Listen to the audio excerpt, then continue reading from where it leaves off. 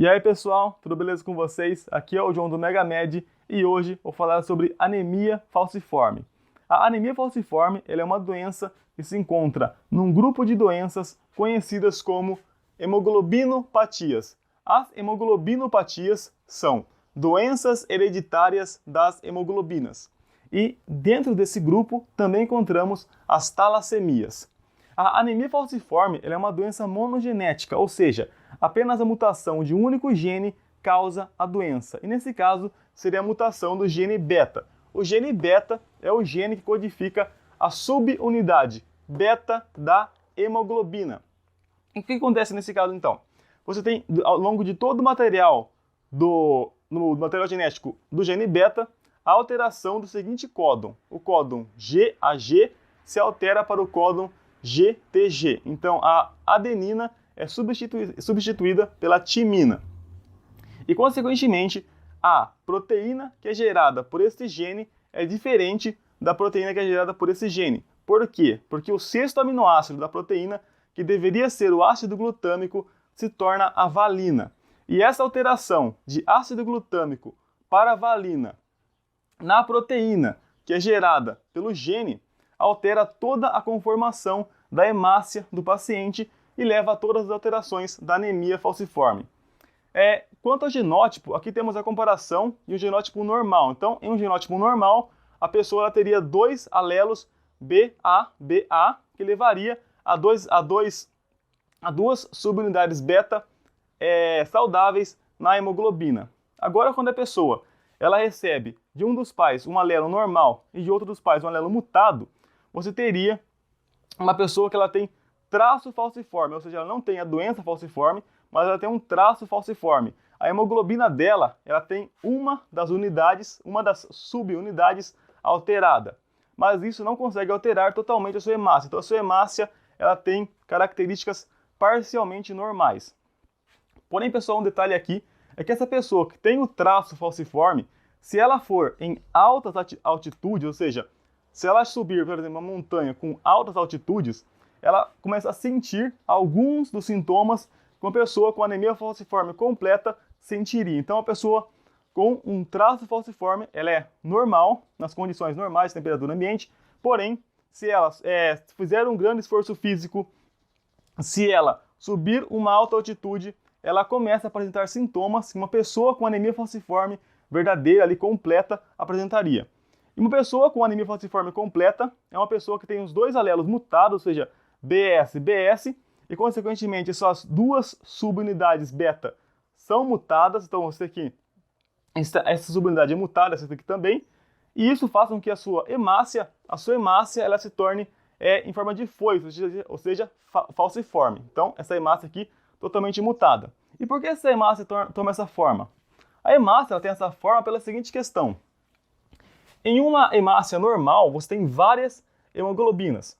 Essas hemoglobinas, quando elas estão desacopladas, ou seja, não estão juntas com oxigênio, elas tendem a ficar separadas uma das outras. Então, essas aqui seriam hemoglobinas normais, elas estão separadas uma das outras quando a hemácia não está carregando oxigênio. Agora, uma hemoglobina alterada, uma hemoglobina não saudável, ela tende a unir uma com a outra. Ela tende a se polimerizar quando a hemácia não está carregando oxigênio. Então, aqui você teria várias hemoglobinas mutadas que se uniram entre si e formaram polímeros e, consequentemente, elas alteraram a forma da hemácia. E essa alteração, pessoal, ela causa várias consequências na hemácia. E uma das consequências seria o fato de que a hemácia ela começa a concentrar muito cálcio em seu interior. E quando ela faz isso, ela tem o seu tempo de vida encurtado, porque o cálcio tem vários efeitos na célula e um deles seria um efeito citossólico. Isso faz com que a hemácia ela se destrua muito mais rápido do que uma hemácia normal. E por isso, pessoal, a pessoa começa a ter anemia. Anemia porque ela começa a perder hemácia muito rapidamente. E além dessa anemia, ela também começa a ter dores crônicas e agudas. Por quê? Pela seguinte razão. Você tem aqui um vaso sanguíneo, um capilar, por exemplo, essa hemácia ela começa a aderir ao endotélio muito mais facilmente do que uma hemácia saudável. E se uma hemácia se adere, a outra vem, se adere a ela. Vai se aderindo, até que forma um embolado de hemácias falciformes que não deixam o sangue continuar pelo capilar. E se o sangue não continua pelo capilar, o tecido que está adiante não recebe oxigênio. E se esse tecido não recebe oxigênio, ele entra em hipóxia. E se ele entra em hipóxia, a pessoa começa a sentir dores que podem ser crônicas ou agudas. E além dessas dores, pessoal, se esta falta de oxigênio continuar por muito tempo, não tiver nenhum outro capilar aqui que nutra este tecido, esse tecido ele vai entrar em infarto, vai perder a função e vai ser um dano irreparável. E esses danos podem acontecer no baço, nos rins, no fígado e na medula óssea. E se esse dano, pessoal, acontece no baço, por exemplo, isso leva a uma outra consequência das pessoas que têm anemia falciforme, que seria uma alta taxa de infecções. Então, como é que isso funciona? Funciona da seguinte maneira. O baço ele é muito importante na nossa imunidade geral. Então, ele participa no nosso processo de combate a vírus e bactérias.